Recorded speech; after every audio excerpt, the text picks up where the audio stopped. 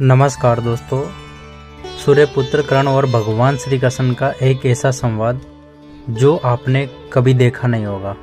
तो चलो आज हम उसी के बारे में आपको बताते हैं। तो दोस्तों, भगवान श्री कृष्ण सूर्यपुत्र कर्ण से कहते हैं कि अनगिनत जरासंधों से भरे हुए इस संसार में एक कर्ण से वार्तालाप करके अच्छा लगा। तुम अब भी भ्रम के पार देख सकते हो कर्ण। तभी सूर्यपुत्र कर्ण श्री कृष्ण से कहते हैं कि नहीं वासुदेव, क्योंकि जिस युद्ध में आप सम्मिलित हो वहां किसी और का युद्ध करना व्यर्थ है। तभी श्री कृष्ण कहते हैं कि नियति के चक्कर को कौन समझ पाया है कर्ण।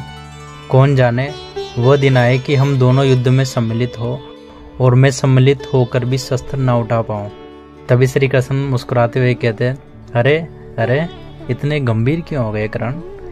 मेरी हर बात पर विश्वास करोगे तो छले जाओगे, और यदि मेरी हर बात पर अविश्वास किया तो और अधिक छले जाओगे। अब सोचने में ज्यादा समय व्यर्थ मत करो कर्ण। रथ पर बैठो कर्ण, रथ पर बैठो कर्ण।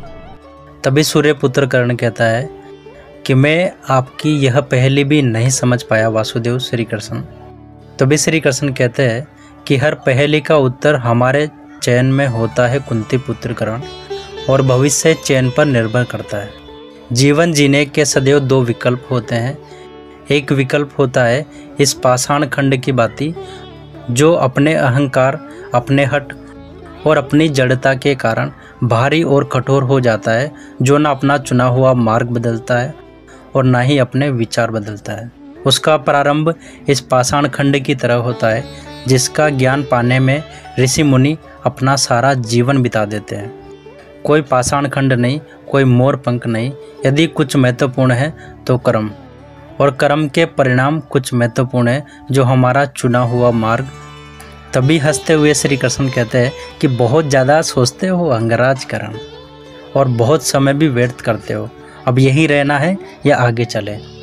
तभी कर्ण जवाब देते हैं कि रुके तो आप है वासुदेव। तभी श्री कृष्ण कहते हैं, कहा था ना कि जीवन मार्ग में रुककर देख लेना चाहिए कि लक्ष्य उचित है या नहीं, और हमारा मार्ग हमारे साथ छल तो नहीं कर रहा है। इसके बाद कर्ण कहते हैं कि कहीं इसका संबंध पाषाण खंड और मोरपंख के चुनाव से तो नहीं। तभी श्री कृष्ण कहते हैं कि नहीं, आवश्यक नहीं है कि हम केवल पाषाण खंड या मोरपंखी हो। कभी कभी कर्म के साथ साथ निमित्त भी महत्वपूर्ण होता है। हम में से कुछ पाषाण पाने के लिए निमित्त होते हैं, मोरपंख के लिए वायु का और निर्माण के लिए अग्नि का।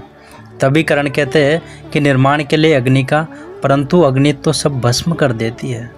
तभी श्री कृष्ण कहते हैं कि हाँ, परंतु यही अग्नि पवित्र भी करती है। अंगराज कर्ण, क्योंकि सारथी का कार्य केवल मार्ग दिखाना होता है, चयन तो रति ही करेगा। फिर भी यदि समय आने पर चुनाव करना पड़े तो किसका चुनाव करोगे अंगराज। तो कर्ण कहते हैं कि मित्र दुर्योधन का।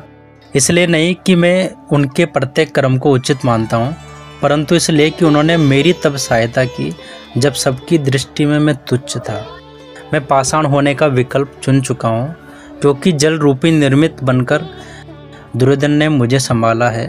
तो श्री कृष्ण कहते हैं कि चयन तुम्हारा है अंगराज, परंतु स्मरण रखना कि हम कर्म चुनते हैं और कर्म हमारा परिणाम चुनता है।